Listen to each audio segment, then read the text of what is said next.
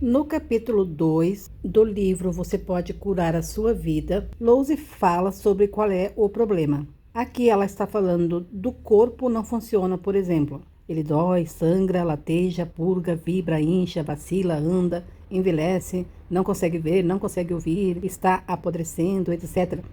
Tudo o que você criou. Acho que já ouvi frases desse tipo. E com certeza todos nós já ouvimos, né? Aí sobre os relacionamentos que não funcionam também. Eles são sufocantes, ausentes, exigentes, não me apoiam, sempre me criticam, não me amam, nunca me deixam a sós, implicam comigo o tempo todo, não querem se importar comigo, me espezinham, jamais me ouvem, etc. Mas tudo que você possa ter criado. Sim, também já ouvi todas essas. Você também, né? Você que está lendo aí, você que está me ouvindo, também já ouviu muito dessas declarações, não é mesmo?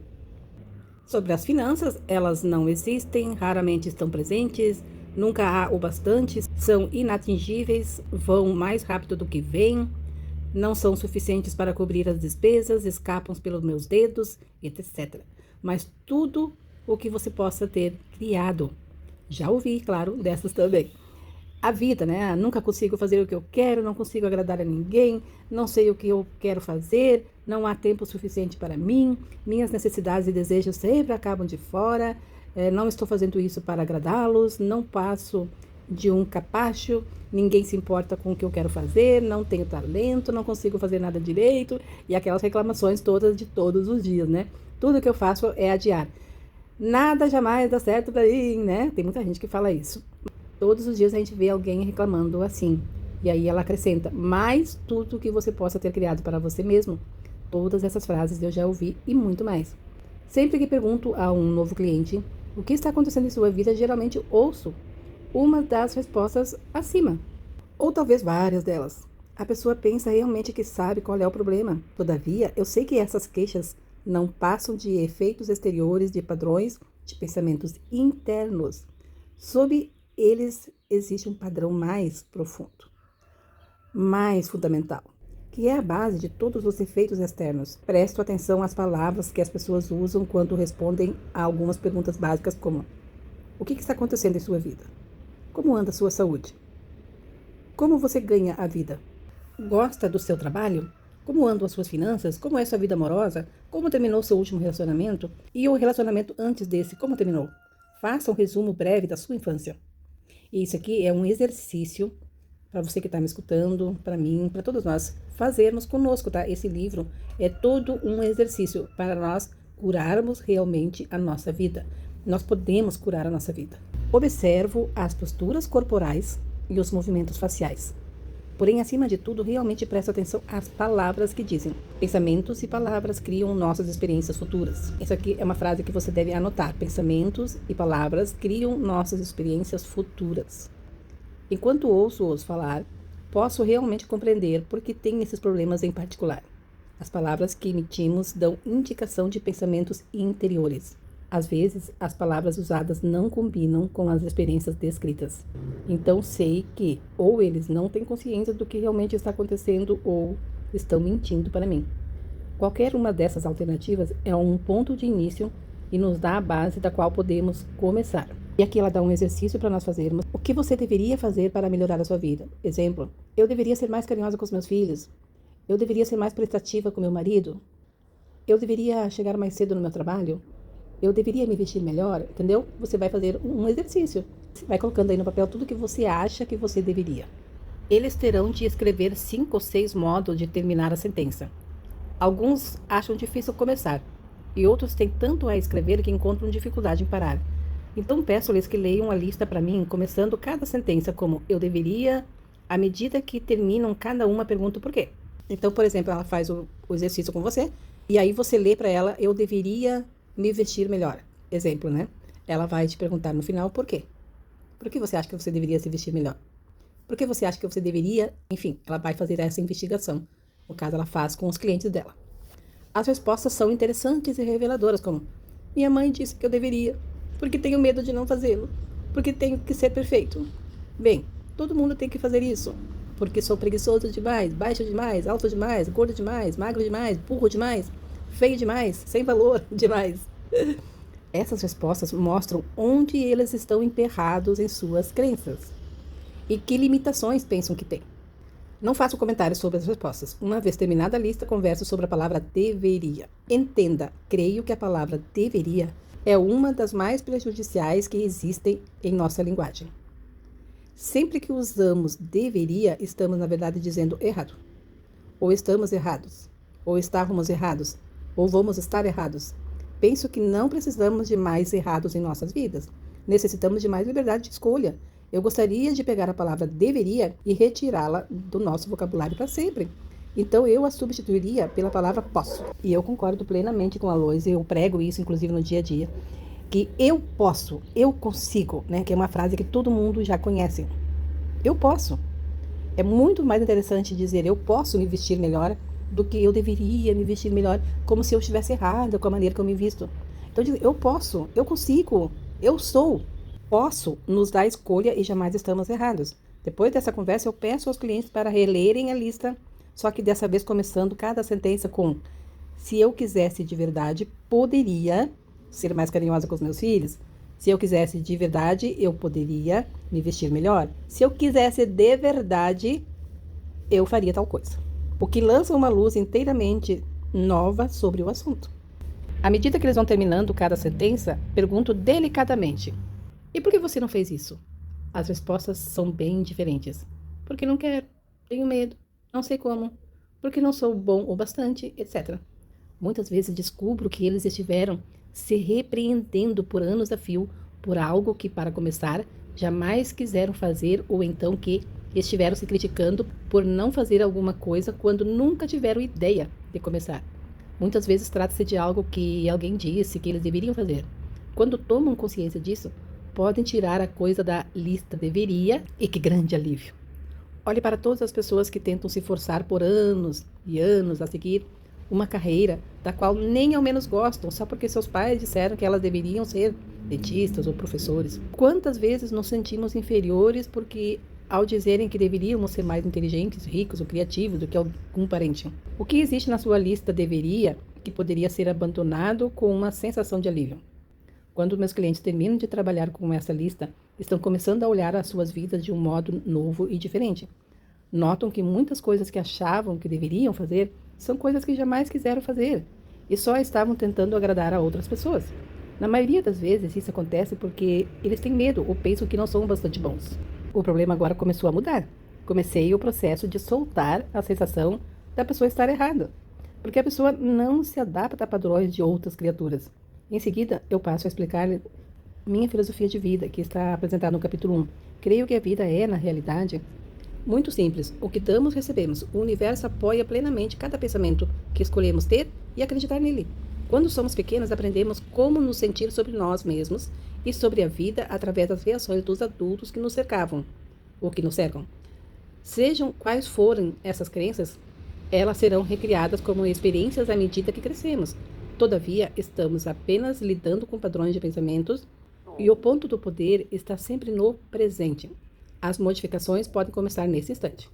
Continuo explicando que não importa quais pareçam ser os seus problemas. Só existe uma coisa em que trabalham com todos: o amor ao eu.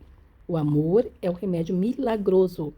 Amar a nós mesmos é algo que realiza milagres em nós mesmos. E eu não estou falando sobre vaidade, arrogância ou convencimento, pois isso não é amor, mas somente medo, ego. Estou acrescentando aqui que ela não botou, mas eu diria ego. Eu falo sobre ter um grande respeito por nós mesmos e uma gratidão pelo milagre do nosso corpo e nossa mente. Gratidão pela nossa vida, por você ser esse ser que está aí. Olha que lindo! Você é um ser milagroso. Você tem vida. Amor, para mim, é a apreciação a tal ponto que ela enche meu coração ao máximo e extravasa. O amor pode tomar qualquer direção. Posso sentir amor por o processo da vida em si, a alegria de estar viva, a beleza que vejo, outra pessoa, o conhecimento, o processo da mente, nossos corpos e o modo como eles funcionam, animais, aves, peixes, a vegetação e todas as suas formas, o universo e o modo como ele funciona. O que você pode acrescentar nessa lista? Essa tua lista é particular. Você agora ama você mesmo e você é grata por a sua vida. O que você mais admira em você? Agora aqui embaixo ela vai dar alguns exemplos de formas de não nos amarmos a nós mesmos. É censurar-nos e criticar-nos de maneira interminável, sempre se criticando. Maltratarmos nossos corpos com alimentos errados, tipo álcool, drogas, gorduras também, vou acrescentar aqui, né? Escolhemos acreditar que não somos merecedores de amor. Temos medo de cobrar um preço razoável pelos nossos serviços. Criamos doenças e dores em nossos corpos. Adiamos fazer coisas que nos beneficiam, né? Tem coisas que nos beneficiariam, como ela escreve aqui. E nós adiamos. Não fizemos, como caminhada, como passear num parque, como sorrir, ver algo engraçado, trazer essa paz de espírito para dentro de nós. Vivemos no caos e na desordem, criamos dívidas e fardos, atraímos maridos, amantes e parceiros que nos diminuem, ou parceiras também. Quais são algumas dessas formas? Se, de alguma maneira, negamos nosso bem, trata-se de um ato de não nos amar. Lembro-me de uma cliente que usava óculos. Um dia, desprendemos um velho medo de infância. No dia seguinte, ao acordar, ela achou que as lentes de contato a estavam incomodando demais. Tirou-as, olhou à sua volta e descobriu que sua vista estava perfeita. Todavia, minha cliente passou o dia inteiro dizendo: "Não acredito, eu não acredito." No dia seguinte, voltou a usar lentes. A mente subconsciente não tem senso de humor. Não conseguiu acreditar que havia criado a visão perfeita. A falta de autovalorização é uma outra expressão de não amar a nós mesmos. Tom era um artista muito bom e tinha alguns clientes ricos que lhe pediram que decorasse uma ou duas paredes em suas casas. Mesmo assim, ele estava sempre atrasado no pagamento de suas contas, pois seus orçamentos originais nunca eram suficientes para cobrir o tempo envolvido na conclusão do trabalho. Ora, qualquer um que presta um serviço ou cria produto único pode cobrar o preço que quiser. Pessoas de posses adoram pagar muito pelo que querem, pois isso valoriza mais o objeto em questão. Vamos dar uns exemplos. Nosso parceiro está cansado e mal-humorado. Imaginamos o que nós fizemos de errado para causar isso. Alguém nos convida para sair uma ou duas vezes e depois não telefona mais. Pensamos que deve haver algo de errado em nós. Nosso casamento termina e temos certeza que nós somos um fracasso. Nossos corpos não são similares ao que aparece em revistas e nos sentimos inferiores. Não fechamos a venda ou conseguimos o papel e ficamos certos de que não somos bastante bons.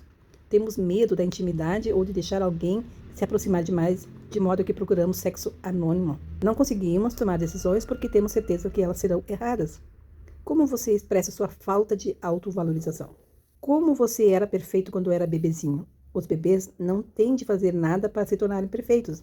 Eles já são perfeitos e agem como se soubessem disso. Sabe que são o centro do universo. Não tem medo de pedir o que querem e expressam-se livremente suas emoções. Qualquer um sabe quando um bebê está bravo. Aliás, toda a vizinhança sabe. Também se sabe quando eles estão felizes, pois seus sorrisos são capazes de iluminar um quarto inteiro. Os bebês são cheios de amor. Os bebês, na verdade, são pura energia, aura maravilhosa, energia esplêndida. Se você puder estar perto de uma criança todos os dias, esteja. Crianças muito pequeninas morrem se não recebem amor. À medida que vamos ficando mais velhos, aprendemos a viver sem amor, mas os bebês não suportam isso. Os pequeninos também adoram cada parte do seu corpo. Amam até suas próprias fezes. Eles têm uma coragem incrível. Você era assim. Sabia que você já foi assim? A gente esquece, mas nós fomos. Todos nós éramos assim. Então começamos a ouvir os adultos à nossa volta que haviam aprendido a ser medrosos e passamos a negar nossa própria magnificência. Nunca acredito quando os clientes tentam me convencer de como são horríveis ou tão pouco dignos de amor.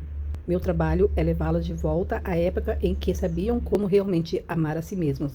Exercício do espelho. Peço ao cliente para pegar um espelho pequeno, olhar bem nos olhos e dizer seu nome e depois: "Eu amo e aceito exatamente como você é."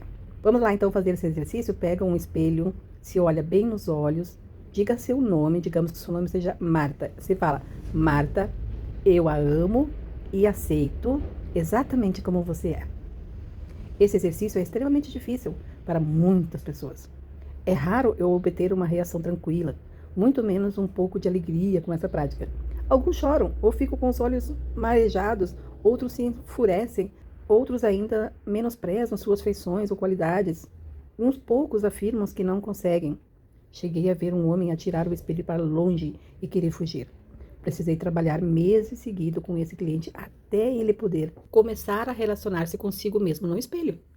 Por muitos anos eu olhei no espelho apenas para criticar o que eu via nele. Hoje, quando me recordo das intermináveis horas que passei acertando as sobrancelhas, tentando me tornar razoavelmente aceitável, acho graça. Lembro-me bem do medo que eu sentia de olhar dentro dos meus próprios olhos. No meu trabalho, esse exercício me mostra muito. Em menos de uma hora, sou capaz de atingir o âmago da questão sobre o problema externo. Da pessoa, no caso, que ela trata, né? No trabalho dela, ela consegue, em menos de uma hora, atingir o âmago da questão sobre o problema externo que está refletindo na vida da pessoa. Quando se atua apenas ao nível do problema, gastam-se horas intermináveis trabalhando em cada detalhe. E no instante que tudo parece arrumado, ele brota num outro lugar qualquer. Porque não conseguiu se achar a causa raiz do problema. O problema raramente é o verdadeiro problema. Veja o exemplo a seguir. Ela vivia preocupada com sua aparência, em especial com os dentes. Estava sempre trocando de dentista, achando que o último só a fizera parecer pior. Resolveu fazer plástica no nariz, mas o resultado foi ruim. O fato era que cada profissional estava refletindo sua crença de que ela era feia. Seu problema não era a aparência, mas o fato de que estava convencida de que havia algo errado nela. Outra mulher tinha um hálito terrível e as pessoas achavam desagradável ficar perto dela. Ela estudava para ser ministra da igreja e seu comportamento exterior era pio e espiritual. Todavia, sobre ele havia uma furiosa corrente de raiva e inveja que explodia às vezes, quando essa mulher achava que alguém poderia estar ameaçando sua posição. Aqui a tradução deixou a desejar, tá, gente? Mas assim, a mulher, ela estudava para ser ministra da igreja e o seu comportamento exterior era pio e espiritual. Então, no convívio com as pessoas, ela era extremamente espiritual. Mas, todavia, ela tinha uma corrente de raiva e inveja que explodia às vezes. Então, deixava vazar, né, essa fúria dela. Quando essa mulher achava que alguém poderia estar ameaçando, né, a sua posição. Os seus pensamentos mais profundos eram expressados através do hálito. Olha só que interessante. Tornando-a ofensiva mesmo quando pretendia ser amorosa. Ninguém a ameaçava, senão ela mesma. E aqui ela vai contar outro caso. Ele tinha apenas 15 anos quando a mãe trouxe a mim, porque o garoto estava com mal de Hodgkin e haviam lhe dado só 3 meses de vida. A mãe, como seria de esperar, estava histérica e era de difícil trato. Mas ele era esperto e inteligente e queria viver. Estava disposto a fazer tudo o que eu mandasse, inclusive modificar o modo que falava e pensava. Os pais, separados, estavam sempre discutindo e o garoto não tinha uma vida doméstica estável. E queria desesperadamente ser ator, e a perseguição da fama e da fortuna era muito maior do que a sua capacidade de experimentar a alegria. Pensava que só seria aceitável e digno de valor se tivesse fama. Eu o ensinei a se amar e se aceitar e ele ficou bom. E agora está amadurecido e atua com regularidade na Broadway. Pois à medida que foi aprendendo a vivenciar a alegria de ser ele mesmo, abriram-se novos papéis para o seu talento. O excesso de peso é outro bom exemplo de como podemos desperdiçar muita energia tentando corrigir um problema que não é o verdadeiro. As pessoas frequentemente passam anos a anos lutando contra a gordura e continuam com excesso de peso. Afirmam que todos os seus problemas vêm porque elas são gordas. O excesso de peso é só um efeito exterior de um profundo problema interno. Para mim, ele é sempre um medo e uma necessidade de se sentir protegido. Quando nos sentimos amedrontados ou inseguros ou não bom o bastante, muitos de nós acumulam gordura para se proteger. Gastar tempo nos menosprezando por sermos gordos demais, sentir culpa a cada garfada que comemos, fazer todas as coisas más que fizemos a nós mesmos quando engordamos, não passa de desperdício de tempo. Daqui a 20 anos estaremos naquela mesma posição, porque não começamos a lidar com o verdadeiro problema por trás da gordura. Só conseguimos nos tornar mais amedrontados e inseguros, e então precisamos de mais peso para maior proteção. É por isso que eu me recuso a focalizar a atenção na gordura ou em dietas, pois essas não funcionam. A única dieta que dá certo é a dieta mental. A que evita pensamentos negativos, como costumo dizer aos meus clientes. Vamos colocar essa questão de lado por algum tempo enquanto trabalhamos em algumas outras coisas. Muitas vezes eles me dizem que não podem se amar porque são muito gordos, ou, como colocou uma moça, redondo demais nas beiradas. Explico-lhes então que eles são gordos porque não se amam. É impressionante ver como, quando se começa a amar e aprovar a nós mesmos, a gordura excessiva vai desaparecendo em nossos corpos. É comum alguns clientes ficarem bravos comigo quando lhe explico como é fácil mudar suas vidas, porque têm a impressão de que não estou compreendendo seus problemas. Uma mulher ficou muito nervosa e falou: "Vim aqui para conseguir ajuda no preparo da minha dissertação, não para aprender a me amar." Todavia, para mim, estava claro que seu principal problema era o ódio contra si mesma, que permeava todas as áreas da sua vida, inclusive o escrever a dissertação. Ela não seria bem-sucedida em nada enquanto se sentisse tão sem valor. Ela recusou-se a me ouvir e saiu em lágrimas. Voltou 1 ano depois com o mesmo problema e com muitos outros mais. Algumas pessoas não estão prontas e não temos como avaliar isso. Todos começamos a fazer nossas mudanças na hora, no espaço e na sequência certos para nós. Eu só comecei as minhas depois de completar 40 anos. E falando agora de mim, que estou lendo aqui esse livro, eu só comecei a minha mudança depois dos 50 anos. Eu comecei a ler livros sobre espiritualidade, depois sobre a mecânica quântica com Hélio Couto, quando eu ainda estava na casa dos 40. Ali começou a ser plantada a semente da mudança. Mas a mudança mesmo veio depois dos 50 anos.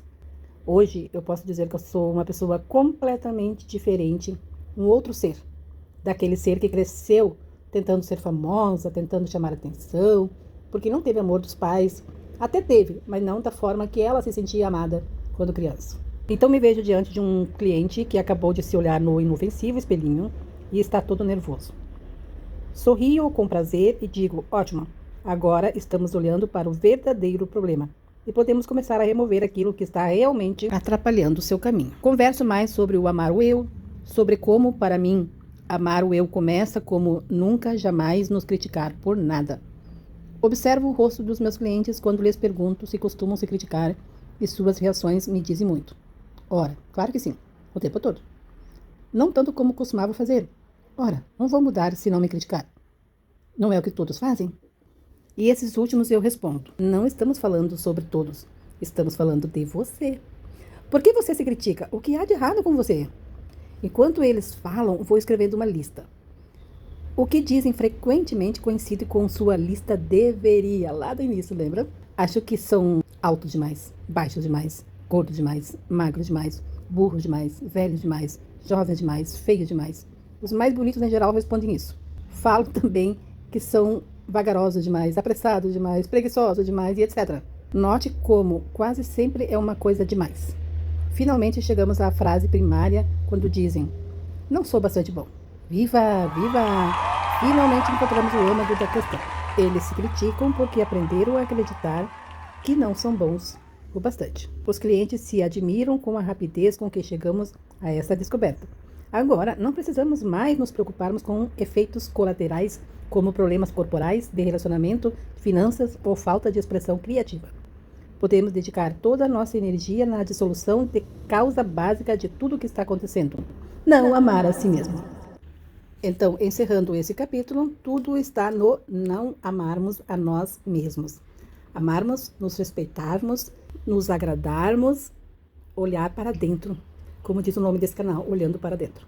Aqui ela deixa um decreto, que você pode fazer, uma afirmação, na verdade, que você pode fazer para você mesma. Na infinidade da vida onde estou, tudo é perfeito, pleno e completo. Estou sempre divinamente protegido e guiado. É seguro para mim olhar o meu interior. É seguro para mim olhar para o passado. É seguro para mim alargar minha visão de vida. Sou muito mais do que minha personalidade, passada, presente ou futura. Agora escolho me levar acima dos meus problemas de personalidade para reconhecer a magnificência do meu ser. Estou totalmente disposto a aprender a me amar. Tudo está bem no meu mundo. Faz um print aí dessa página e fale pelo menos por 21 dias. Você vai mudar bastante. Você vai fazendo essa afirmação 1 vez, 2 vezes, 3 vezes por dia, até você se sentir seguro, pleno, completo. E aceita o seu passado, o seu futuro, o seu presente, olhando para o seu interior. Você mesmo. amando-se. Até o próximo capítulo.